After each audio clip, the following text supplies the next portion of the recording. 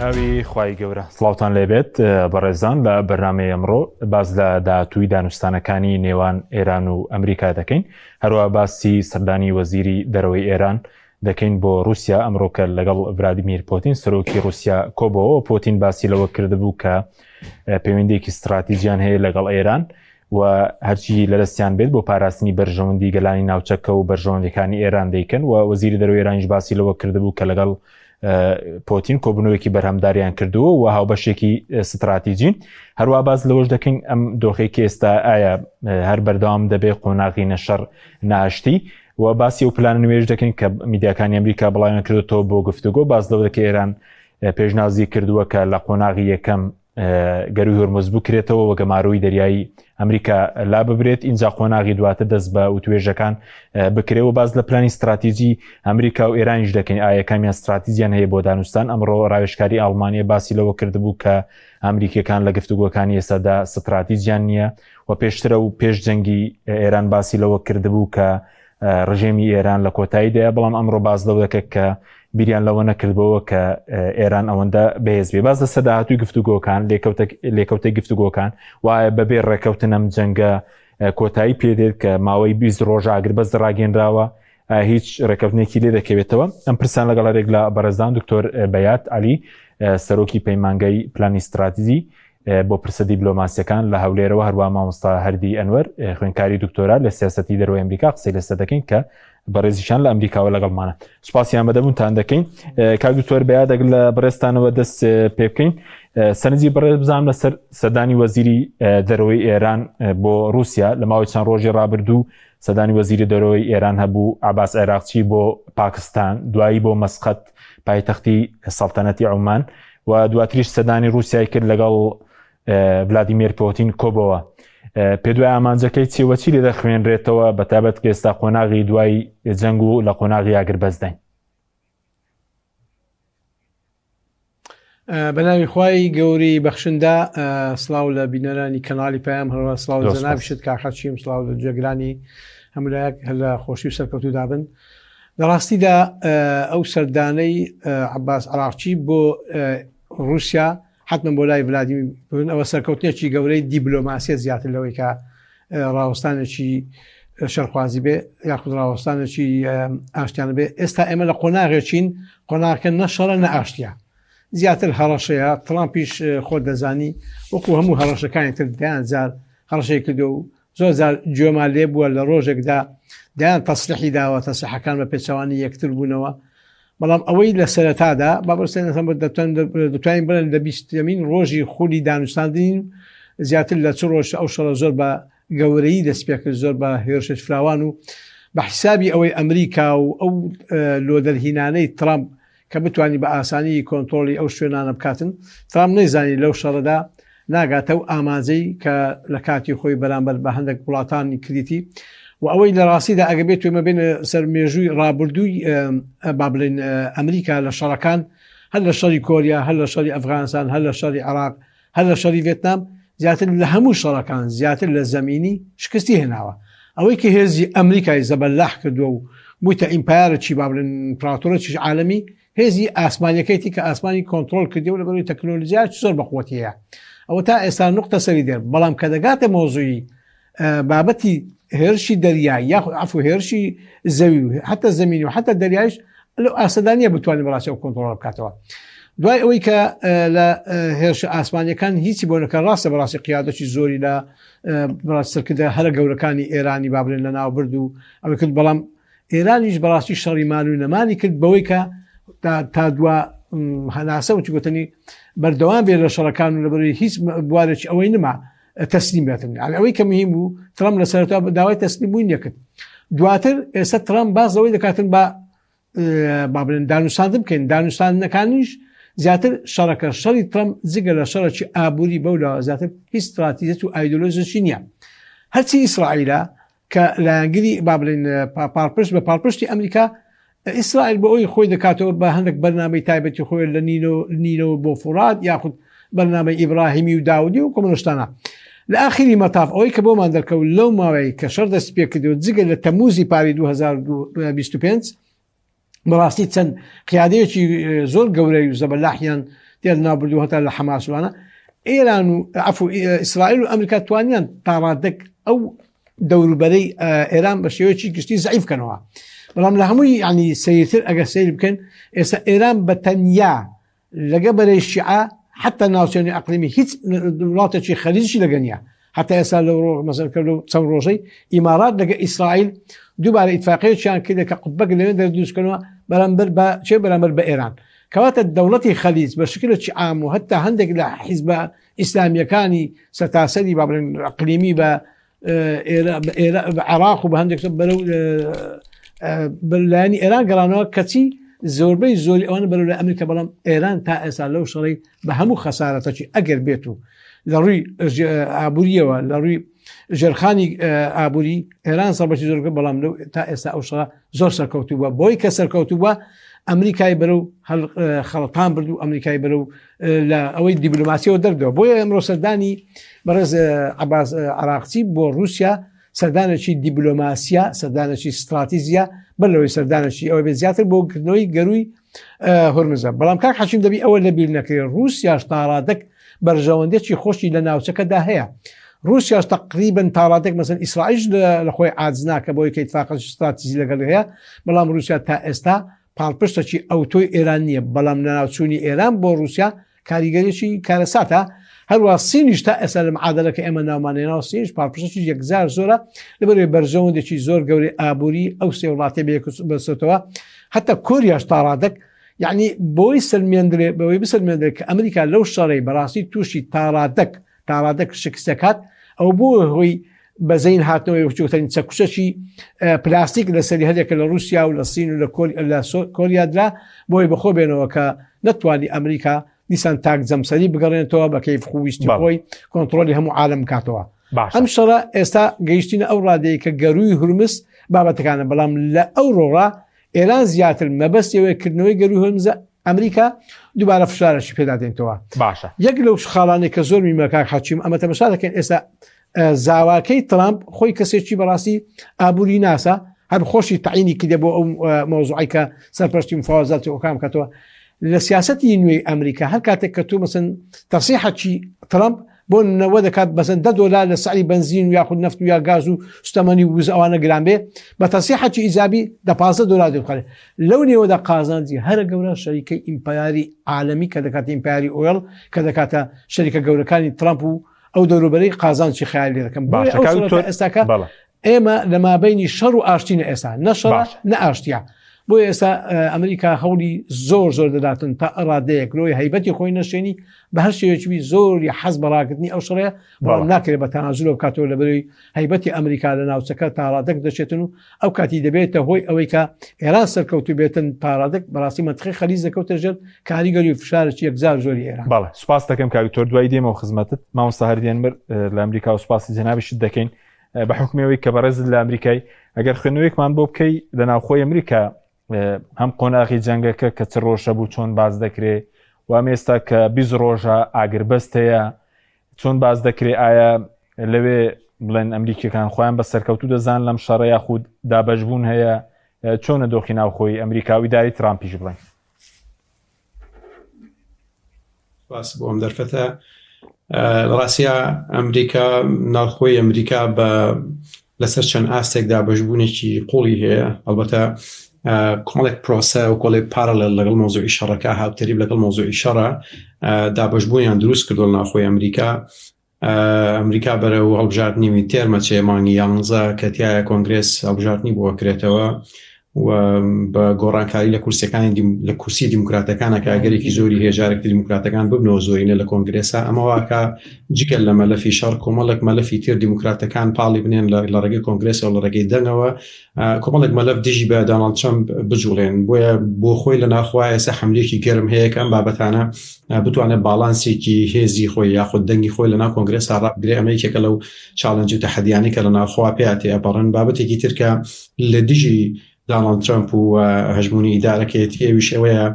دۆخی ئابووری ناوخۆی ئەمریکا تا دێ بەرەو خراپترە ڕات بە بۆنەی داخستنی گەروی هورمزەوە بە بۆنەی هەبوونی شەڕەوە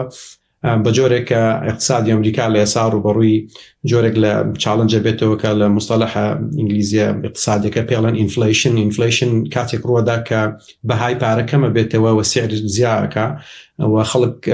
دەخلی هەروکو خۆیەتی بۆیە گەرەوەی کە ساڵی پار کەسێک توانی بێتی ئایتمێک بە $5 بکڕێ ئێستا لە هەمان کاتا ئەو ئایتمە بۆ بە $7 بە بێ وەم کەسە دەخلی زیادی کردوێ ئەمە ئۆتۆماتیکی قەیرانێک دروستەکە ئەگەر بەردەوامی هەبێت بەشێکی زۆری بزنسەکانیان لە دەسەدەن بەشێکی زۆری خەڵکی فریان ناکەوێت ژیانی ڕۆژانەی خۆی بابەڕێەوە بۆیە ناچارە بێ خانووە فرۆشی سیارە فرۆشیان قەیرانە کاتی خۆشی ڕوویداوە لە چەند ساڵێک پێشەسە بۆیە ئەم مەترسیانە هەیە ئەمانەوەی کردووە کە دەنگێکی ناڕزایی جددی بەرامبەر بە ئیدارەی دانڵد ترامپ حتا بەرامبەر بە هەژمونی دیپلۆماسی ئیسرائیلیش لەسەر ئیدارەی ئەمریکا دروست بووە ینی بە جۆرێک کە بۆ یەکەم جار لە مێژووی نزیکە 40 سیناتۆر دەنگی بەوە داوە لە دەنگدانی پێشووی چەند ماوەیەکی پێشوە 40 سیناتۆری ئەمریکی دیش بۆون کە ئەمریکا چەک بدا بە ئیسرائیل ئەمە بەرزترین ڕقەمە زۆرترین ڕقەمە کە تا ئێستا ناڕزایی لە ناو سێنەتی ناو ئەنجومەنی پیرانی ئەمریکا دروست بوو بێ بۆیە کۆیەمانە و کۆمەڵک بابەتی تریش کە پێیان وایە ئەگەر دانڵد ترامپ تاکە هێزێک هەیە بوو بێت تاکە سکیلێکە لەی زانی بێ لە سەرۆکاتیا چاکردنی اقتصادە بە حکمی باگراوندی خۆی بەڵام لە ئێستا اقتصادی ئەمریکی زۆر بەرەو خراپیە ڕوا ئەمە جگە لە کۆمەڵک ناکۆکی تر کە بڵاو بۆتەوە بۆ ئاستی پابلیک تا حەدیەوەی کە مەسەلەن کەسێک لە کالیفۆرنیاوەیەت لە هەفتەی پێشوە تەقایەکە لە دانڵد ترامپ لە کاتی کۆبوونەوەیە لە هۆتێل واشنگتن ینی تووڕەیی خەڵکی لەسەر ئاستی شەقام و تا ئاستی سیاسی و تا ئاستی دەربڕینی دەنگ لەسەر کۆنگرس ئەتوانین بڵێن بە بەرچاوی دیارە لە ناوەندی سیاسی و پابلیکی ئەمریکیشە باشە ماوەساردی مەوەست چی بوو کە ئێستابووری ئەمریکا بۆ ئەو جەنگەوە لە چڕوانگەیە کۆزیانی بەرکەوتووە ینی ئەوەی کە ئێستا ناوچەکە پێدا تێپەڕ دەبێ زیانەکەش گەشتۆتە گیرفانی بڵێن دانیشتوانی ئەمریکا هاوڵاتیانی ئەمریکا بەدڵنیاییەوە ئەمریکا بەکاربەرێکی زۆر گەورەی عالەمە یەکێکە لە هەرە کەنسومە گەورەکان بەکاربەرە گەورەکان کە پارێکی زۆر جەکار لە وشتومەکی هەرزانەکە ڕێوێنێتە ناوخۆیەوە بەشێک لە وڵاتانەی کە ئەمریکا پشتی پێبەستون لەو بابەتانە وڵاتێکی کوچینە لە اقتصادی پلە بەرزترا لەگەڵ یابانایە لەگەڵ هندستانایە لەگەڵ بەشێک لەم وڵاتانەیە کە ڕاستەوخۆ داخستنی گەروی هورموز تأثیری ڕاستەخۆی لەسەر بەرهەمەکانی ئەوان هەیە لەسەر تێچوونی کاڵەکانیان هەیە لەسەر دواکەوتنیان هەیە لە ڕێژەی بەرهەمێنانە و بەکاربەری ئەمریکی ئەو موادانی لە کاتی خۆیان دەست ناکەوە یا دەستێکەوە بە پارە زیاترەوە دەستێکەوە ئەمە جگە لەوەی کە سعری بنزین و گاز بەتایبەت گاز کە لە ناو ئەمریکا وڵاتێکە یعنی یەکێک لە بابەتە هەرە جدیەکان کە اقتصادی ئەمریکی پشتی پێبەستووە بابەتی ترانسپۆرتیشن و نقڵە چکە ئەمریکا وڵاتێکی زۆر گەورەیە بۆیە لە بینی ویلایەتەکانە لە بینی معاملەکانە پرۆسەی گواستنەوە کە زۆرتر بە سیارەی بارەکرێەوەمانە گاز بەکارێن و سعری گاز ێستا بەرز بووەتەوە ئەمانە تێچوونیان زۆرە بێ بۆیە سعر زیادەکەن بۆیە سعر لە دوجار لەسەر هاوڵاتیانی ئەمریکی زیادکە وڵاتیانی ئەمریکی دەخیان زیادی نەکردووە ئەمە دەستی پێ کردووە بە ڕێژەیە کە خەڵک تا ئەوەی ئاستیەوەی کە خەڵک ڕۆژانە کە بنزین لە سیارەکەی بەکارێنێن پارێکی زۆر زیاتر لەوەی کە جاران ئەیدا ئێسێداتەوە بنزین واتە کاریگەری اقتصاد جگە لەوەی لە ئاستە بەرزەکە بۆ کۆمەڵک مواد و ئایتمی گەورە کاریگەری هەیە لەسەر حیاتی ڕۆژانەی خەڵکەتی بۆی بە بەردەوامبوونی ئەم کێشە حتا ئێستا داتایەکێ باس لەوە کە ئەگەرگەروی هورموز 6 مانگ بۆ ساڵێکدا بخێ ڕێژەی بێکاری لە ئەمریکا ئاگاتە لە ساڵ 20 بۆ 25 کەمە زۆر گەورەیە مەگەل لە سووریا ڕێژەی وا بینرابێ بۆیە ئەمانە هەمووی ئاماژەی مەترسیدارن هەرمە وای کردووە کە ئێستا کە قرار لەم یەک دوو ڕۆژە ئەمڕۆیە بەیانی دانڵد ترامپ لەگەڵ گەورە ڕاوێژکارانی ئەمنی قەومی کۆ بێتەوە بۆی جارێکتر تاوتوێ پرۆپۆزەڵەکەی ئێران بکەن و ئەو لەوێت بدەن بەکردنەوەی گەروی هورموز هەرچەنە ئێران نەچۆتە ژێرباری مناقەشەکردنی پرس ئەتۆمیەکەی بەڵام کردنەوەی گەروی هورموز خۆی بۆ خۆی زیاد لە چەکی ئەتۆمی بەڕاستی کاریگەری هەیە و پرسەکانێک لای کاتەوە لەبەرەوە بەدڵنیاییەوە بینین کە لە ماوەی چەند ڕۆژێکی داهاتوو ڕەنگە سیغەیەکی نوێی اتیفاقی دەست پێ بکاتەوە و دانوستانەکانیان دەست پێ بکاتەوە بەڵێ ئەو مەسەلەی تووڕەیی خەڵکی ئەمریکا یاخود بڵێن ئەو تەقەکردنش کە هەبوو و هاوڵاتێک کەوتت لە کالیفۆرنیا هاتوو بۆ بڵێن بۆ واشنگتن پەیوەندی بە جەنگی ئێرانەوە بوو بڵێن ئەوە هانیدا بوو یاخود باسیەوەشی کردبوو پۆستێکی کردبوو هاوڵاتیە دەڵێ ئامادەنیم ڕێگە بە منداڵ بازێک و دەزێژکارێک بدەم پەیوەندی تووڕەیی جەنگی ئەمریکایە دژی ئێران یاخود چی پەیوەندی تاکوێسە چۆن باز دەکرێت لە ناوخۆی ئەمریکا خۆی توانین لە چەند ڕوویەکەوە بەت هێشتا لە پرسی لێکۆڵینەوەوانەوەی کە قسانێکە کرێ هەمووی لێکۆڵینەوە تەحلیلی بیدایی خەڵکە یا لەسەر ئاسی پەبلیک و شتانی کە بەردەستە هیچ شوینێکی فەرمیمان نییە تا ئێستا بەڵام داوڵد ترامپ خۆشی باس لەوە کاڵەیە کرێ پەیوەندی بۆ هەبێ بە بەردەوامی جەنگەوە هەبێ بەڵام ئەوانەی کە بە ڕەشپێسەکانی ئەمریکان ناسراون یا ئەفریکان ئەمریکان زۆرترین ینی لەسەر ئاستی اقتصادی ئەوان نزمترن بەردەوام ینی توانای ئابووریان کەمترە و زووتر کاریگەری بن بە قەیران و ئەو لە ویلایەتی کالیفۆرنیا کە لە ویلایەتانێک کە دیموکراتن و بەردەوام چاڵنج و تحدی گەورەیان لەگەڵ ئیدارەی داونڵد ترامپ هەبووە تا ئاستی ئەوەی کە قسە لەسەرەوە بووە دەنگ ڕیفراندۆم بکەن ویلایەتی کالیفۆرنیا هەر جیاب بکەنەوە لە ئەمریکا تا ئەو حەدە چۆنەڵی تەحەدای پرۆژە و پلان و ئیدارەکردنی داونڵد ترامپیان کردووە ئەویش لەوێەوە هاتووە ئەکرێ کۆی کۆمەڵێک بابەت بێ پێکەوە و ئەو کەسێکی مسەقف بووە مامۆسا بووەوە وەبزانام ساڵی پار لە سەراستی تربیەی خۆی هەڵبژێراوە بەیەکێک لە مامۆسا نمونەیەکان بۆیە ئەکرێت تێگەشتێکی قوڵتری هەبوو بێ لەوەی کە تەنها هەڵچوونێکی کاتی ئەوانە بوو بێ و قسە لەسەرەوەی کە بڕە یاداشت شتی نووسیوە کۆمەڵێک گلەیی هەبووە لەسەر ئاستی ئیدارە و لەسەر ئاستی ئەوەی کە ئەو دۆخانێک ئەمریکا پێیاتیا پەڕێ لە سەردەمی داری دانڵد ترامپ ئەکرێت چۆن لە کۆلەکتیڤێک بێ کۆکراوەیەک بێ لە کۆمەڵێک نیگەرانی کە و کەسە هەیبووە بەڵام دانپێنانی فەرمی هێشتا چاوەڕێن بڵاو بێتەوە بزانین. بەڵێ دواتر دێمەوە خزمەت سەبارەت بە ڕاپرسیەکانی چۆن دەڵێن لەبارەی جەنگەکەەوەی دارەی دۆناڵد ترامپ چۆن دەبێت کاگی تۆر بێت دوێمەوە خزمەت بەڕێز سەبارەت بە دانوستانەکان چی پێشبینی دەکەی سەبارەت بە دانوستانەکان و بە استراتیژی دانوستان بڵێن ئەمریکا و ئیسرائیل وەکو بەڕێز داماژت پێکرد لە چل ڕۆژی جەنگە نەیانتوانی وامانجە استراتیجیانەی کەیان بوو لە ڕوخاندنی ڕژێمەکە لە سەرکوت بڵێن لە ناوبرنی توانە سەربازیەکانی ئەوە بەدی بێن خەڵک دژی ئێران ڕاپەڕێت و ئەوانە بەدینات لە قۆناغی دانوستان پێدوایە چی بەدەست دێن کە ئێستا بڵێن لەمپەری شەیە بۆ دەستپێکردنەوەی دانوستانەکان. خۆتان باش دەزانن شەڕ کۆتاییەکەی هەر دانوستاندنە یعنی شەڕ ئەوە نییە وڵاتێک کاوری وێرانش بکەی ئەنجامەکەی هەر دانیشتنە بەڵام دانیشتن تا دانیشتن تۆ کاتێکە لە نقاط مەسەن بۆ نمونەگەر ئەوەی خەریمەی سەفوانی عراقیمان لەبیر بێ کاتێکە عێراق و هێزا و پەیمانەکانش عراق تووشی شکستی هات فەرزێکی زۆر بەسە عێراقدا کرا عێراق ئەو کاتیدایان گۆ مستەر یەس بەس دەگۆ بەڵێ بەڵام ئەم جاریان بە حکمی ئەوەی کە ئێران بەڕاستی استراتیجیەکی زۆر عقلانە مەبەسمەوە کە بام ئەوە دیفاعکردیم لە ئێرانی ئەمە هەموو جار زۆر بازەکەن ئێران وەکو وڵاتەکانی ترنیە دەربارەی حتا وەکو کوردایەتی خۆمان ئێران لە ڕووی قەومیەوە ئێمە پێمان ناخۆشە ئێران بەڕاستی بوویتە بەڕاستی خوێن ڕشتی دایان سەرکردەی کورد و شتی زۆر خراپی کردووە لە تاریخ لە مێژووی کووردا بەڵام لەگەڵ ئەوەی کە ئەوڕۆ بەرامبەر بە هێزێکی گەورەی وەکو ئەمریکا ڕادەوەسێتەوە یاخود هێزێکی گەورەی وەکو ئیسرائیل لەبەر هاتنی ترامپ لەسەرتاوە بە ناوی ئاشتی و ئاشتی و خوازی هات من ترامپ بە پلینگێکی کارتۆنی زۆر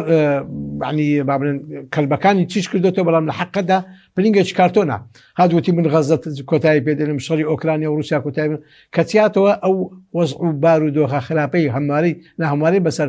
غەزە هێنا لە تاریخی بەشەری دانەبوو بۆ شێوەکە و تەعامل بکە ئیسرائیل 47 ساڵە هەوڵ دەدا سەرۆکێکی ئەمریکا ئیقناع بکە لە غەیری ترامپی نەتوانی کە زیاتر بەرەو ئەو شەڕە بهێنێتەوە و لە شەڕی رووسیا و ئۆکرانیش نەیتوانین دەورەی ئیزابی بەڵام لە دوای ساتەکانی بابل لەو چەند دوو ماگەی ترامپ هەموو شێوەیەک خراپەکاری بەکارینە بەوەی کە چوو بەڕاستی بەپێی هیچ یاسایەکی نێودەوڵەتی ناکرێ بچی لە ڤەنزوێلا تۆ سەرۆکەکی لە ناو ماڵەکەی خۆی دەربینی بێت لە ئەمریکا محاسەری بکەین کە ئەوەی بۆ چوە سەر هەستی پێکرد ئێرانیش لە وڵاتانەیە زۆر بە ئاسانی مەسەن ئێرانیش نەیزانی کە تەجروبەی 8 ساڵی عراق و ئێرانی لەگەڵا تەجروبەی چەندان ساڵە هەروە هەوڵی ئەوەی دەدەن بەڕاستی بکە ئێران بەرەو داڕمان بچن نەشان زانی کە ئێران بەڕاستی لە ڕووی احتیاطی نەوتەوە چوارەم دەوڵەتە لە عالم لە ڕووی احتیاطی گازەوە دووەم دەوڵەتە لە عالم کە احتیاطی غازی هەیە بۆیە ئەو بارودۆخەی کە ئەمریکا بۆی گونجار لە سەرتاوە بە تایبەتی لە تەموزی پار لە 12 ڕۆژەکەی ئەو هەموو سەرکردیان کرد ئێران نەڕوخە ئێران بەڕاستی زیاتر سوور بوو لەسەر کارەکان خۆی دوای کوشتنی عەلی خامنەئیش تەسەووری ئەوەی کرا بەڕاستی بەڵام لە ئەوەی یەکەم قۆناغی یەکەمی 12 ڕۆژەکەی خەڵکەکی زۆر هاتە سەرزادەی کاک حەشم دیازێت لە 30,000 بەڵام 5,000 کوژا 25,000 کەس گیرا بۆیە متمانەی خەڵک بە هیچ شێوەیەک بە هێزی ئەمریکا و هاوپەیمانەکان نەما کە جارش کە بێن بەڕاستی ڕاپەڕیم بکەن و خۆیان بە فۆتان بدەن بۆیە ناحەز و حەزانی ناو ئێران حتى بە حیزب عیلمیەکانی وەکو توودە و بابلێن شوعیەکان و ئەنش بەڕاستی ئەوزارە هەموو بوونە پاڵپشتێک کە پاڵپشتی ئێران بکەن بۆیە ئەو دانوستانەی ئێستا من بەوەی دەبینم ئێران لە مووقیفی قووەتە پێشتر ئەمریکا دەهات بە تایبەتی ترامپ دەگوت تەسلیم سیاسەتی تەسلیمون هیچ مناقەشەمەکە تەسلیمە و تەواو یان وەک ئەوەی ما بڵێ 48 ساعت کە وڵات بەجیبێن بەڵام کە ئەوەی بۆ نەگونجە ئەو دانوستان لە ئێستا جگە لە گەروی هورمز کە کۆنتترۆل زۆر کردێ بۆ بەلەمە بچووکانەکە دەتوانانی گەورەترین کەشتی بتەقێنێتەوە بابلمونده بشی لە بەردەستا لەوەی کە علاقی بە ئەمانە ئێستا ئەمریکا تقریبا هەفتەك پێش ئێستا ئیتفاقی لەگە ئێران کرد گوتووەرە ئێران گوتی من بەڕاستی باز لەو کەشتیانە وەردەگرم کە ڕۆژانە دەیکرد 450 ملیۆن دلار یعنی لە سێ ڕۆژی دەیکرد نزیک 350 ملیۆن کە دەیکرد 1 ملیار بەڕاستی ترامپ داوای گوتووەرە با بە شەراکەت بکەین تۆ تەسەور کە لە تەسلیم بوونەوە بۆ دانوستان دوای بۆ شەراکەت یعنی ئەمە سیاسەتی ئەمریکای بەرەو بەڕاستی تۆزە زەعیفی هێناوە بۆیە ترامپ تەنانەت وەکو ئەو برادە بەڕێزە باسی کرد لۆی لە ئەمریکا تووشی ئەو شکستێنێتن و هەیبەتی ئەمریکا نەشێ حتمەن دەیوی ڕێسکەیەک بدۆزێتەوە بەلایانی کەمەوە ئێران ئەگەر گەروی هورمز بکاتەوە بە ئەمریکای کەڕۆ ئەمریکا دەوێت ئەوەی یەکەم خاڵی یەکەمان ئێمە ئێستا گەروی هورمزە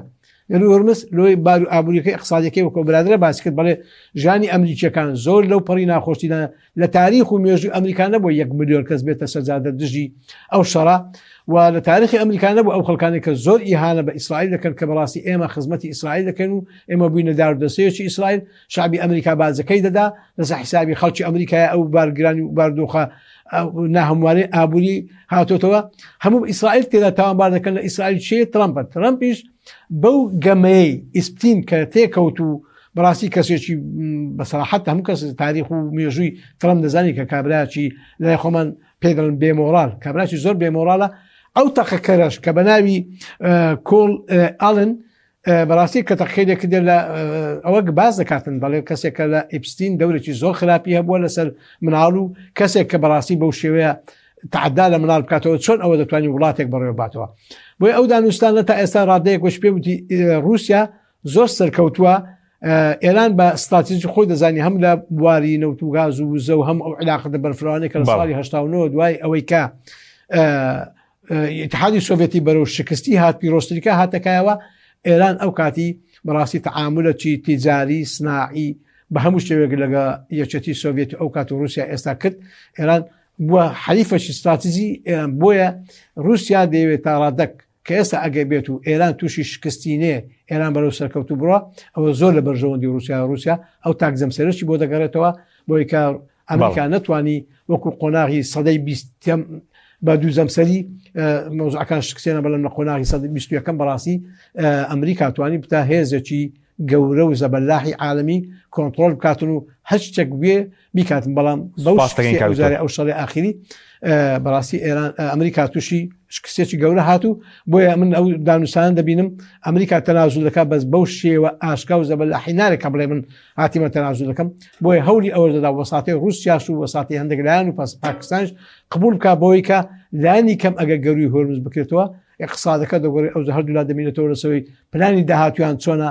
بەرامبەر چۆنە ئێستا تەمە هەست پێ بکە کاکە حەچوم باسی بالیستی و باسی نەوەیەکەی زۆر کەمتر دەکات باز لەوەی دەکاتن با تا 16 ساڵیت کە و ئەتۆمیەکەی احتیمال پێدا بۆ مەسائلی پزیشتی و بۆ خۆراکی بۆ هەندێک شتر بازەوەی ناکاتن ئەو ئەتۆمی کە بۆ شێوە بەرەو زەبەلاحی بەتن ڕاستە ئێستا ئێران تووشی حالەتەکی شکستی ژێرخانی ئابووری هاتووە من دەڵێم تا 30 ساڵیت کەش وەکو ئێرانی ناوێتەوە کە کاتێک پشتگیری لە سووریا و لبنان و یەمەن و حوسەکان و عێراقوان دەخواستەوە بەڵام تا ئێستاش ئێران وەکو معنەویەن وەکو هەیبەتی ئەمریکای تا ڕادێک بەرەو لەرزۆکی هێنا دەبین ئەم فوازاتە ئەگە بکرد دانوستانەکە ئێستا ئێران لە خاڵی قووەتە بەڵێ سوپاس دەکەم دێمە خزمەت مامۆستا هەردی بێمە خزمەت بەرە سەبارەت بە ڕاپرسیەکان لە ئەمریکا سەبارەت بەم جەنگە چی دەڵێن ئەوەی کە بەڕێزش باست کرد ئەو هەڵبژاردننی مانگی 11 بەڕێوە دەچێ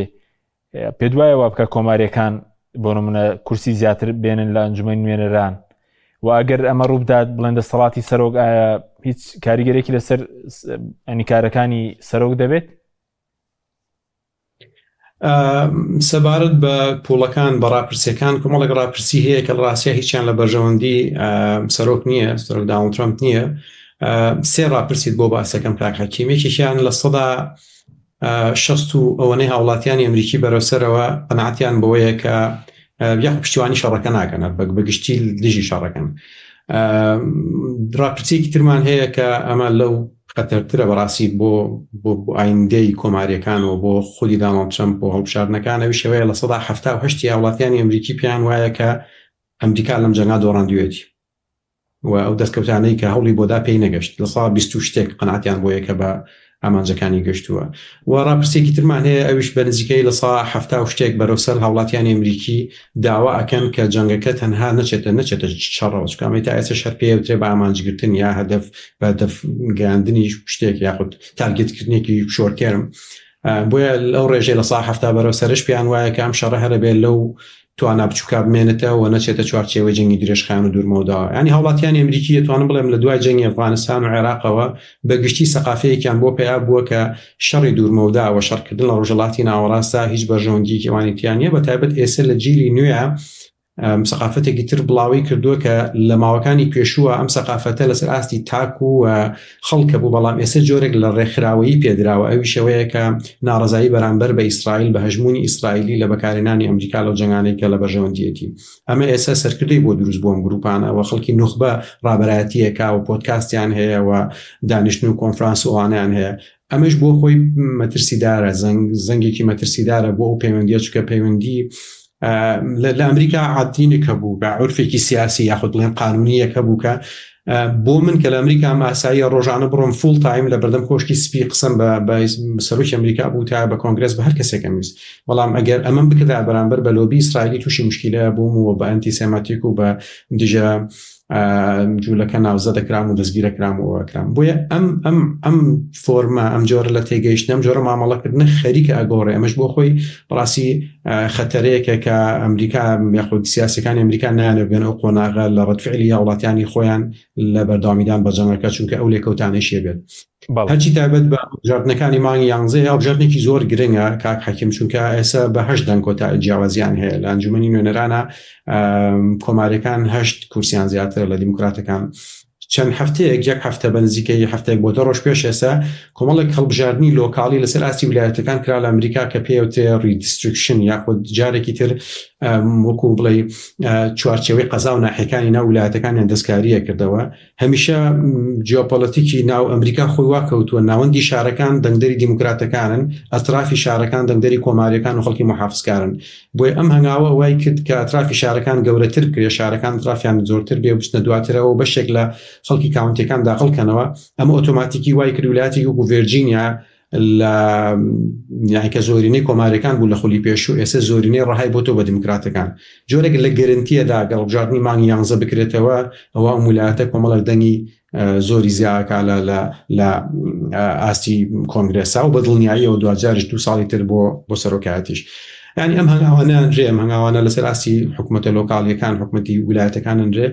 بەدڵنیاییەوە کۆی ئەمانەوە کە کۆماریەکان پێویستیان بۆ هەیە گۆڕانکاریەکی جدی یاخود گۆڕانکاریەکی سەریعی ئانی بکەن کە لە بەرژەوەندی دەنگیانابێت و بەرژەوەندی پێگەیانابێت بەردەوامی بە ئاشکرا بۆ تۆ کە لە بەرژەوەندیان نییە بۆیە ئەم هەوڵە دیبلۆماسیە کە لە چوارچێوە ئیتفاقیە هەیە ئەکرێت جۆرێک لە پروپاگەندەی بردنەوەی بۆ بکرێ و ئێران ڕازی بکەن بە ڤێربڵی بە شەفەوی بچێتە ژێر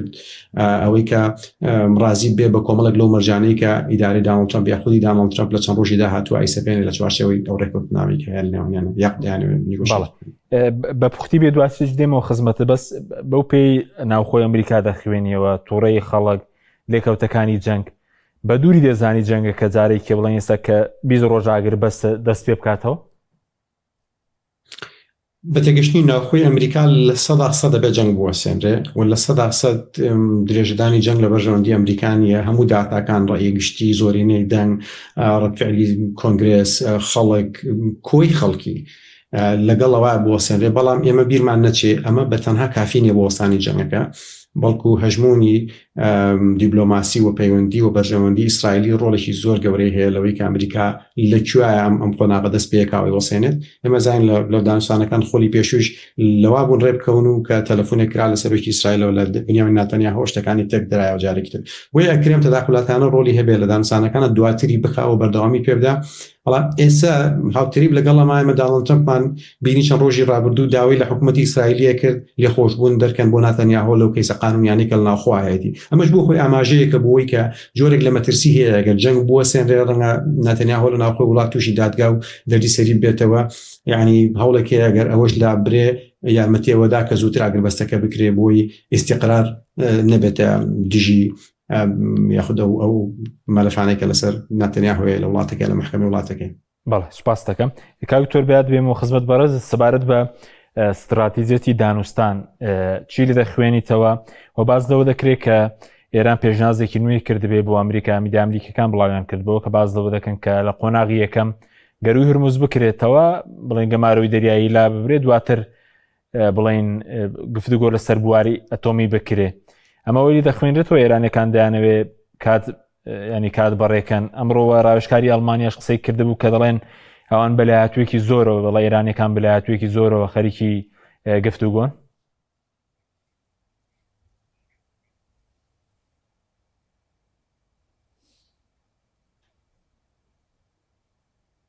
کاکتۆر بەیاد گوێ لە ئێمەیە؟ بەعفو ببوور ئەوە ببوورە وامزانیەوەیە چکە تەلەفۆنی دەری نەیەک دوزار دەنگەکە قەتع بوو داوای بڵێم. پرسیارەکان ئەوەی کە بەڕاستی مستەشاری ئەڵمانی ئیشارەی پێدا کە دەڵێ ئێرانیەکان زیاتر بە عاقلانەتر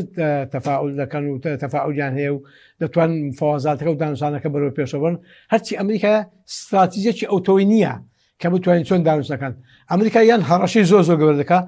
یان ژێرەوە ینی هەندێک تەکتیکی بەرامبەر بە ئەو دانوستانی دەکات کە لە پاکستان ڕوودەداتەوە. ئەمریکا خەتی سۆری ئەوەندەیە بەس ئێران بەناو لە ڕووی معنەویەوە تەنازولێک بکاتن لە ئەمریکای گەورترین سەرکەوتنە. ئەمریکا تووشی شکستێکی زۆر گەوراتی بە ئەمە واقعی باس بکەین کاک حەکیم ئەمریکا ئەوە نییە ئەو هێزە زەبەلاحی کە داروبەری دەرچان بە تەکنۆلۆژیا و بە مۆبایل و بە تەلەفۆن و بە نازەمچی هەموو دنیای کاولکردو. ئێستا بەرامبەر بە ئێرانێک کە تەنیا مایتەوە لە ساحەکە ئێران تا ئێستاکە بە ڕسمی هیچ هێزێکی لە پرژنیە لە غێری ئەو جهەتە بچکانەوە وەکو حزب اللهی لوبنانی و حرەکی حەماس و ئەوانێک کە ئێستامانەوە بەشێک لە حەشدی شعبی عێراقی و ئەوانەی لەگەڵ ماوە ئەگەنە لەگە حوسیەکان ئەگەنە بەڕاستی ئەوەی کە مەسەن سین و رووسیا بۆ بەرژەوەندە گەورەکەی خۆیان جاروبار معلوماتەش پێدەن یاخود جاربار ئەسەحەکی بۆ دەن بۆ ئەوەی کە تەوازنی شەڕەکە ڕاوەستێ. ئەمەش تاڕادە شتەکە لە بەرژەوەندی خوان ئەو دەکەن نەک لە بەرژەوەندی ئێرانە. بۆیە ئێستا سین و رووسیا و کۆریاش تا ئێستا تاڕادەک نەهاتوتە ناو مۆزوعەکە بەڵام ئەو دووە تاڕادەک پرژی دەکەن بەڵام بە هیچ خۆیان بە خاوەنی ئەوە نازن. ئەو زەربەی باسین کەوتووە کە ڕۆژانە 2.5 ملیۆن بەرمیل نەوتی لە ئێران دەکڕیەوە یاخود بازارە گەورەی کە بۆ رووسیا لە بەرژەوەندی رووسیاشدا بوو تاڕادەک. ئێستا ئەوانە تۆزێک ئەوەتر بوونەوە. بۆیە من وای دەبینم ئێران زۆر عاقلانە تەعامل دەکات و ئەوەی کە مستەشاری ئەڵمانیش ئیشارەی پێدا بەڵێ شکستێکی گەورەیە بەلایانی ئەمریکا تا ئێستاکە نێتوانێت بگاتە هیچ ئامانجێک. ئێمە ئێستا لە قۆناغێکین ئەو قۆناغ بێ نەشەر نەئاشتی نەشەر نەئاشتی شتێکی زۆر خراپە. لەبەرەوەی ئەو برادرش باسی کرد کە لە ئەمریکا ڕۆژانە باڵێن خەڵکی ئەمریکا گەلانی ئەمریکا بە شێوەیەکی گشتی تووشی شکستێکی ئابووری زۆر گەورە هاتوونە وەکوێ بڵێ کە واریداتەکەیان زیاد نەکردیا بەڵام مەصرفاتەکانیان زۆرتر بووە. یعنی لە هەر لیترە بنزینە ئەگەر 50 سنت زیاد بێکواتە $9 جگە لە ئەشیاکان و جگە لە نەچوونی وزە و جگەلەوان ئەمە هەموو کاریگەری زۆری هەیە. خاڵش کەشکاکە حەکیم کە زۆر میمە خەڵک میچینە زۆر ئاگداری لە مۆزوعانێنە. ئیمپایر ئۆیل کە صاحبی شەریکە زەبەلاحەکان کە ئیسرائیل و ئەمریکا و قیادەکانی ئەمریکا و ئەو خەڵکانی کە ئیدارەی دەسەڵاتی ئەمریکا بەڕێوە دەبن ئەوانە ئەو تریلیۆن ئەو چەند تریلیۆن دلارێک کە لە خەلیجەوە خۆ تریلیۆن دلار ناکەوتە ناو بازاری وەزارەتی دارایی تەواوی ئەمریکا بەشێکی زۆری دەکەن مەسەلەی بوزە بەشێکی زۆر کۆمپانیەکان دەبن. یعنی کۆمپانیا تاڕادێک ناڵن وەکو لای ئێخۆمانە بۆ شێوەیەکە مافیا سەرپەرش بکاتن بەڵام بەڕاستی ئەوان سودمەندێکی زۆر گەورە لەبەر بودجێ ئەمریکا ئەگەر تووشی ئەو شکستی ڕکودی هاتێ هەرسی ساڵک بابرن تووشی دەبێتن بەڵام ئێستا بۆ گەیشتە ئەو دەرەجەیەکە خەڵکی ئەمریکا بناڵێنتن و خەڵکی ئەمریکا بێ بەسەر شەقامەکان بڕژێ لەبەر زۆر لە بەرژەوەندی ئەمریکادایە ئەو شەڕە ڕاوەستێ بەڵام قڵاتێکی لە خاڵکدایە ئێران دەڵێ من شەڕ بە کاتی ڕناوەستێنم دەڵێ من دەمێت شەڕەکە بە تەواوی ڕاوەستێ حەسارەکەم لەسەر هەستێ ئەو چەند بەلای کەمی ئەمریکا موافقی ئەوەی دەکە $20 میلیارد لەو پارە جمودەی کە لە وڵاتێکی دۆکانی ئەمریکا هەیە بەر هەڵبدێتن بۆی بڕاستی ئێران بتوانێتن تۆزە خۆی قیت کاتەوە لەو هەموو زەرەر و زیانە پێکردی هەروە ئێران داوای هەندە تعویز دەکاتەوە. یعنی ئەو چەند خاڵێک کە ئێران پێشکەشی کردیا تاڕادێک زۆری لە بەرژەوەندی ئێراندا و ئەمریکاش لەگەڵ زۆری ئەوەکانە لەگەڵ زۆری خاڵەکاندا بەڵام چەند خاڵێک هەیە یەک لەوانە کە باز لە ئەتۆمی دەکەی ئەتۆمی بالیستی ساڕۆخی بالیستی بەڕاستی مۆزوعی گەورە نییە وەکەوەی کە گەروی هورمز ئەوڕۆ بکرێتەوە اقتصادەکە بارودۆخ کە بێتەوە تەبیعی خۆی و ژیانی 8 ملیار کەس و ژیانی هەموو وڵاتانی دنیا بە 7 قاڕەکەەوە ئێستا کەتە ئەزمونەی زۆر گەورە و هۆکاری خەتاباری گەورەش هەموو دنیا دەگەرێتەوە سەر ئەمریکا لەبەر ئەمریکا بەڕاستی شەڕێکی ناپەسند و هەمواری دروست کرد بەرامبەر بە ئێران بەبێ هیچ هۆکارێک وەکو مۆزوعی عێراقکە ئەسیحەی نەوەوی هەیە و سەرچی ئەتۆمی هەیە و دوای هاتن هیچ شتێکیان نەدۆزیەوە زۆرجار لە ئەترافەکانی دۆناڵد ترامپ دەر عێراق هیچ کاتێک ئەسیحەی نەوەوی نەبووە بەڵام ئەمریکا جێچەری پێکرد و هات ئەو شەڕە ناهەموارەی بەرامبەر بە عێراق دروست کرد چەندان کەسمان بە کوشتندا و چەند تریلیۆن دۆلارمان بۆ سەرف کردەوە بۆیە ئەوەی ئێران ئەو ئەزمونە و هەژمونە ئەو جارە وا دووبارە نابێتەوە بەو شێوەیە کە ئەمریکا بێ ئێران بەرەو ئیسلام بباتن. بەڵێ ئەگەر بە پوختی وەڵامی و پرسیارشمان دەیتەوە دوای دێمەوە خزمەتە کاکتۆر ئەنی بەڕێزت پێ دوایە بەم زوانە ڕێکەوتنیش ناکرێ ئێستا ئێمە هەراوە لە قۆناغی نەشر نەئاشی دەمێنینەوە ڕەنگە گەرگەر و هورمز بکرێتەوە گەماروی دەریایی ئێران لا ببرێ ینی ڕێکەوتنەکە درەنگ بکەوێ لەبارەی ئەتۆم و زۆر بە پێ هەستەکانی نەشر نەئاشتی ماوەی درێژەی کێشاوە بەڵام نەشر نەئاشتی بەرامبەر بە بەرامبەر بە عەفو بەرامبەر بە ئەمریکا کارەساتە ئەمریکا نەشر نەئاشتی زۆر زەرەریتی چکە تا ئێستا ئەگە بێت و ئەو باوردخۆ هابێتون و تۆ کەشتیەکان نێری بە شێوە بڕاو بەویستی ئێران بێتەوە ئەوە زەرەر لۆ ئێران زۆر لە پەلەقاژێ ئەوەیە بە زووترین کات هەڕەشەکانی ئێران وەکو پێشان زۆر جێی ترزنمە بۆ ئێران پێشان هەر هەڕەشەک لە ئێران بکرابە ئێران تاڕاتێک بەڕاستی بەرەو تەنگاوی داهات بەڵام لەبەر ئەوەی چەندان هەڕەشەی لە ڕۆژێکدا دایان تەسلیحی دەدا و هەڕەشەی لە ناوچوون و لە ناوبردننی تەواوی ئێران دەکرد و بەس ماوەبەری قومەلی ئەتۆمی بەکاردێن وەکو هیرۆشیما یابان ئێران لەناو دەبم ئێران بۆ مۆزوعانە ناچارە شەڕی مال و نەما بکە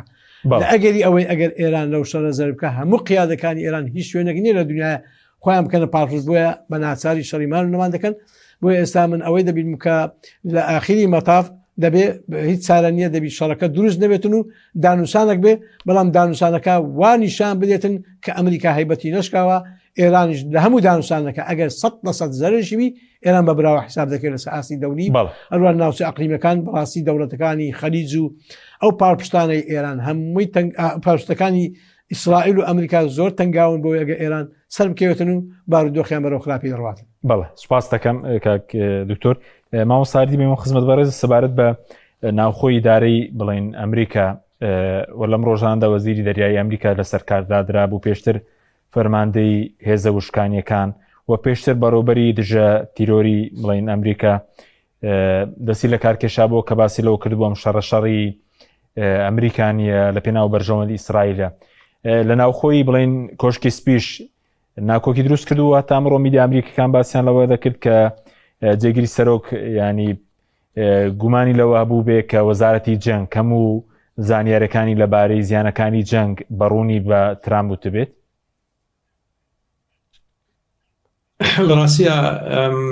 هەژمونی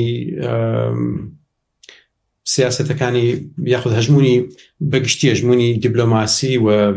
سیاسی ئیسرائیلی لە ناو ئەمریکایە هەژمونێکی دیارە و درک پێکراوە و ئینکاری ناکرێ. هەمیشە ئیدارەکانی ئەمریکا کە دروستەکرێن بە ڕێژەی لە سا 6 تا 13 جاری وایە تا 20 ئەندامانی ناو ئیدارەکە بەڕگەز جوولەکەن بەڕاستی پێگەی بەرزیان هەیە لە وەزیرەوە لە زۆر جار دڵجێگری سەرۆکەوە لە وەزارەتەکان لە زۆر پێگەی سیاسی و استراتیژی و قوڵیان هەیە بەدەر لەوەش لە دەرەوەش لە کۆنگرێس ژمارێکی زۆریان هەیە بۆیە ئۆتۆماتیکی هەژمونێکیان هەیە بەدەر لەوەی کە لە دەرەوە کار لە سیاسەتی ئەمریکا بکەن لە ناوخۆی ئەمریکا توانای بڕیاردان و ئایان هەیە و لە دوای ئیسرائیل زۆرترین هاوڵاتی جوولەکە لە ئەمریکا ئاژی وەک عادەدیش عادەدیان زۆرە وەژمونیانەیە خاوەنی پێگەی گەورن لە اقتصادا لە ڕووی عەلامەوە لە ڕووی سیاسەتە هەموومانە بە دڵنیاییەوە کاریگەری هەیە و سەرۆکی جێگری سەرۆک بەڕاستی باشکرا بینیمانە درکمان پێکردووە کە زۆر وەک کۆڵەی پشتیوانی ئەم جەنگە نییە هەر بۆ یەکەمترین ڤیزیبڵیتی هەیە یەکەمترین دەرکەوتنی هەیە یەکەمترین لێدوانی هەیە خۆی پارێزێ لەوەی کە ڕێی خۆی زۆر بەڕوونی بڵێ هەرچەند پشتیوانە بە دڵنیاییەوە بەڵام هەوڵەدا کەمترین ئەوەی هەبێت چونکە قسەیەکەیە کە ڕەنگە بۆ هەڵبژاردننی داهاتوو مڕەشەح بێکێک بێت لە مڕەشەحە پەسەندەکان بە دڵنیاییەوە ناتوانێت بە مەجێنداوە جێ خۆی بکاتەوە لە دڵی خەڵکیە کاتێک ڕاپرسەکانە بینێ بۆ شێوە خەڵک دژی جەنگن دژی بەردەوامی جەنگەکەن لەبەرەوە لە ئاسی ناوخۆ ئەو کەسانی کە باسی کرد ئەوانە کەم نین عەدەدیان بەڕاستی لەو پۆستی خواردتریشا هەیە و لەسەر ئاستی میدیا زۆرە لەسەر ئاستی ئەوەی فیگەرەکان و ئیلیت و خەڵکی نوخبە خەڵکی زۆر هەیە کە دژی ئەوەی و درکیان پێی کردووە و چیتر و بەڵگانە بەڕاستی توانە شارنەوەیان نیە چونکە لە ئێستا بە حکومی تەکنۆلۆژیا بە حکومی سۆشیال میدیا زۆر بە زووی ئەم شتانە بڵاوەکەن و جیلی نوێ زۆر متابعە و جیلی نوێ زۆر ناکەوێتە ژێر کاریگەری ئەو سیاسەتە قوڵانەی کە سیاسەکان لە ئیدارە ئیشی لەسەرەکەن مثلەن بۆ خەڵکێکی ئاسایی ئەمریکی زۆر بیشی بەوە نییە لەوە تێبگا سیستەمی نظامی عالەمی چۆن ئیشەکە و پێگەی ئیسرائیل لە ڕووی فۆرن پۆلیسی لە سیاسی دەرەوەی ئەمریکا چ ڕۆڵێکیە بۆ ئەو حیاتی ڕۆژانەی دەوری هەیە لەسەری کاریگەریەکانی ژیانی ڕۆژانەی بەلاوە گرنگە کاک حەکیم لە ساعە هەفتای تقریبی هاوڵاتیانی ئەمریکی ئەم معاش بۆ معاشەژین ئەگەر سەری مانگ معاشەکە وەرنەگرێ پێی نییە بێ قەرز کاوچێتە بانک و سوویەتە سەر و تووشی ئەم قەیرانە نابێ بۆیە ئەمانە هەموو وای کردووە کە ئەو لەوێت لە هاوڵاتیانی ئەمریکی ئەوەیە کە هینێک هەبوو شعارێکە بوو لە کۆماریەکان ئەویانە کرد یاخود ڕابەراتی و شعارانە کرد ماگا میک ئەمریکا گریت ئەگەین ئەمریکا گرێت کەنۆ جارێکی تر ئەوان پێیان وایە ئیسام شعارە گۆڕا بۆی کە ئیسرائیل جارێکی تر بە مەزنی بمێنێتەوە و پێیان وایە کۆماریەکان و ئیدارەی داونڵد ترامپ لە ئەجەندای خۆیان لایەنداوە بەرژەوەندیەکانی ئیسرائیل خۆتە پێش بەرژەوەندیەکانی ئەمریکا تەبەن ئەمە لەسەر ئاسی پەبلیک باسەکە مەگیران لەسەر ئاسی سیاسەکان هێشتا پشتیوانێکی زۆر قوڵ هەیە بۆ ئیسرائیل و بۆ هەژمونی ئیسرائیل و بۆ پێگە و بەرژەوەندیەکانی ئیسرائیل لە ناوچەکە لەبەرەوە بەدڵنیایی ئەوم ناڕزایانە هەیە و گەشەکەن و ڕێگە خەنەوەکو پێشترش باسم کرد. بەڵێ وەکو دواپرسیاریش سەبارەت بە دانوستانەکان لەوێت چۆن باز دەکرێت ئێستا باسی پێشنیازی نوێی ئێران دەکرێت پێدەچێت بەم زوانە ڕێکەوتن بکرێ یاخود ئەوەیە کە گەروی هورمز بکرێتەوە بۆی ئابووری جیان هەناسەیەک دەچکو ئێستانەوە لە سەروی $101 پێدەچێت بەم زوانە ڕێکەوتنێک لەبارەی ئەتۆم و سزاکانی سەر ئێران و ئازادکردنی پارەکانی ئێران بکرێ؟ خۆی کاک حەکیم بەڕاستیەوانی کە لەسەرەوەی هەڕەمەکەن لە سیاسیا باش لەوە تێگەیشتون کە پرسی ئەتۆمی ئێرانی پرسێکی هەندە مەترسیدار نییە ڕاستەوخۆ بۆ سەر ئەمریکا و هیچ کاتێک ئەم پرسە نەیتوانی ئاڕەشی جدی بێ و نایشتوانێت چونکە ئێمە وڵاتانێکی زۆرمانێ نۆ وڵاتمان هەیە لەسەر ئاسی دنیا کە خاوەنی ئەتۆمن و هیچ هەنێکشان بەڕاستی پەیوەندیان خۆش نییە کۆریای باکوورمان هەیە بە درێژایی مێژوو هیچ هاوپەیمانێتێکی لەگەڵ ئەمریکا نەبوو نێشیتوانی ڕاستەوخۆ مەترسی بێ بۆیە ئەمە بەتانە توانین بڵێن ئێرانیش جۆرێک بە لێڵیان بابەتە هێڵێتەوە بوو چەکێک بەکارێنی وەکو چۆن لە بابەتی جەنگ دیتەرانسێ بابەتی تۆ من بترسێنی منیش تۆ ترسێنم ئێران ئەم پرسەی بەوە هێشتووەتەوە تۆزێک بە ناڕوونی و دانی پیانانێت توانام چییە چۆنەکەم چی ناکەم بۆی ئەمریکا ڕازی بکا بە کۆمەڵە بەرژەوەندی ترەگینان نە ئێران زۆر پێویستی بۆ چەکی ئەتۆمی دروست بکە یاخودم بە چەکی ئەتۆمی بێ باڵانسی هێزی ڕێکا نە ئەمریکاش لەوە ترسێک ئێران بێ بەخاوەنی چەکی ئەتۆمی ویتر ئەگەر نەبێ بەخاوەنی چەکی ئەتۆمی ئەمە توانێت ئێمە بۆمان دەرکەوە ئێران خاوەنی چەکی ئەتۆمی نییە و ئەمریکا نەیتوانی لەبەر جیۆپۆلیتیک و لەبەر جغرافیا و لەبەر کۆمەڵێک ئەمری واقعیتر نەیتوانی و جەنگە بباتە ئاسی بردنەوە و ڕێمگۆڕین بۆیە مەترسیەکە هەر لێرە نەوەساوە لە بینی ئێران و ئەمریکا لە ڕاستیا مەترسیەکە لێرە ئێران ئێستا مەترسیێکی بەردەوامی دروست کردووە جدی دروست کردو بۆ وڵاتانی خلیج وڵاتانی خلیج ئێمە هەمومانەزانین حکوومەتەکانیان نوێنەراتی خەڵکەکانیان ناکەن ئەوەی کەوای کردووە لە خەڵکی ئەم وڵاتانە بێدەنگ بێ و استقراری سیاسی ئەمنی اقتصادی هەبێ ئەوە بووە کە ڕەفاهێت و خۆشییانی بۆ لە وڵاتانە ئێستا ئەمە خەریکە تێکەچێ ئێستا ئەمە لە مەترسیایە ئێستا ئێران بووەتە لەمپەر لە بەرەما بۆیە هەر تەقینەوەیەکی جەماوەری لەناوخۆی وڵاتانە تێکدانی اقتصاد تێکدانی ئارامی وڵاتانە تێکدانی بەرژەوەندی هەرە گەورەی ئەمریکایە تێکدانی ئیستیقراری پترۆ دۆلارە کە ساڵانە $7 تریلیۆن وڵاتانە لە بانکەکانی ئەمریکا ترانزاکشنێکەوە پرۆژەی ئەمریکی خەنەگەڵ بۆیە بەوردبوونەوە لەوەی کە کاریگەریەکانی بەردەوامی جەنگ و کاریگەریەکانی بەداخراوی هێشتنەوەی گەروی هورموز زۆر لەوە گەورەترە کە تەنها لە چەکی ئەتۆم و سەیری بکەی چکە چەکی ئەتۆم چەکێکی مەحاڵە بەڕاستی هەندەی بۆ ترس بەکارهێنرێ هەندەی بۆ بەکارهێنان نییە لەبەرەوە من پێم وایە تێگەشتنی من بە حکمی هەم دیراسەکەم هەم ئەکادیمیا هەمەوەی کە ڕۆژانە مخچار خەڵک بینم بەڕاستی لێرە خەڵکی سیاسی خەڵکی پێنگتانکەکانە بینین لێرە بە هەموو پێوەرێک لە بەرژەوەندی ئەمریکایە کە جەنگەکە بووە سێنرێ بەڵام هێشتا ئەم پێوەرانە ئەم بەرژەوەندیانە بەم ئاستەنین بۆ ئیسرائیل ئەمەیە کێشەکە بێ ئەمریکا و ئیسرائیل پێویستیان بۆ اتفاقیەک بکەن پێشەوەی کە لەگەڵ ئێرانە ڕێبکەون وەڕەنە ئەمای سەکاری لەسەر پێ لەسە. سوپاس دەکەم مامۆستا هەردی کاکتۆر بێمەوە خزمەت بەڕێزت لە دەرەوەی ئەم پرسە ئەگەر پرسیارێکی لەکەم چەند خولێکێکمان ماوە ئێستا چوارچەوەی هەماهەنگی عەلی زەیدی کاندید کردووە بۆ پۆستی سەرۆک وەزیرانی عێراق باز لەوە کە کوڕێکی گەنج عەلی زەیدی و سەرمایەدارێکی عێراقیە سەرنجی بەڕێز لەسەرم پرسە پێ دوای بەم زوانە حکوومەت لە عێراقیش پێک دێ کە دوایەوەی خۆناغی دوای جەنگ سەر و کۆمار دەست بەکار بوو وای مالکی لابرا سوودانی لابرا ئێستا و کەسە لەلایەن چوارچێوە مانگیەوە کاندید کراوە.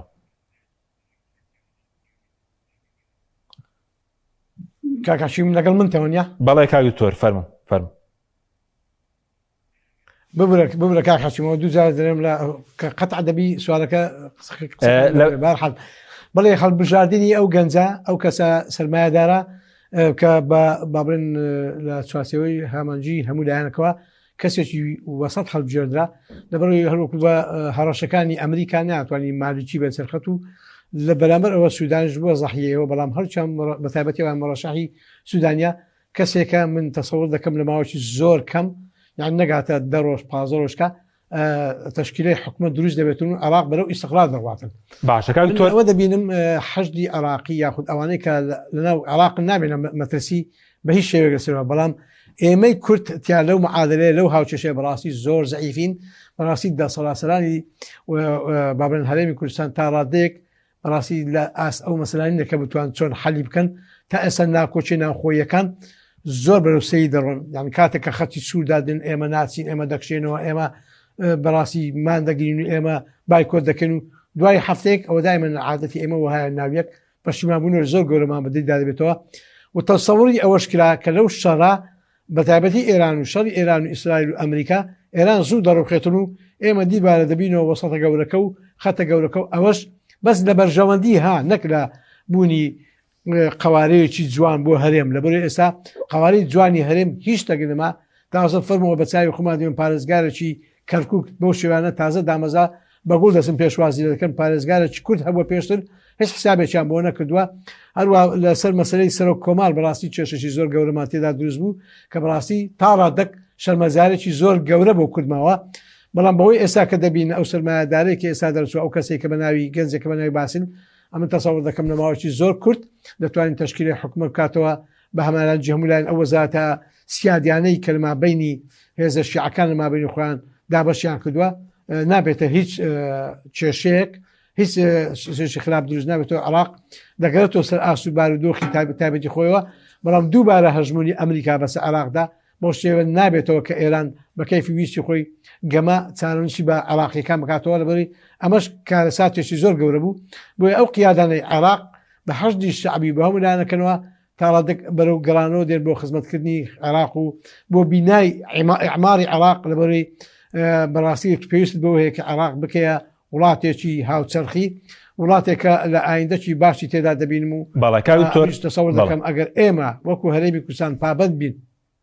بەڵێ ببرە فەرموو قسەکە تاوەکە بە کورتی بێ سوپاس دەکەم فەرموو گاوتۆری ئەگەر عێراق هەرێمی کوردستان پابند بێ بە هەموو کاروبارەکانی وڵاتێکی عێراق بچکەمە بەشێشین لە عێراق بەڕاستی ژیانی عێراق بەرەو ژیانێکی باش دەڕواتن بەرەو ئێمە بودجەیەکی یەکجار زۆرمانەوە احتیاطێکی نەفتی یەکجار زۆرمان هەیە و هەروە ئێمە ئێستا لەو بارودۆخەی ئێستای لە چاو وڵاتەکانی تر ئێمە سەرۆک کۆمارمان هەیە ئێمە بەڕاستی جێگری سەرۆک پەرلەمانمان ئێمە جێگری سەرۆک وەزیرانمان هەیە بە گەورەترین پۆست و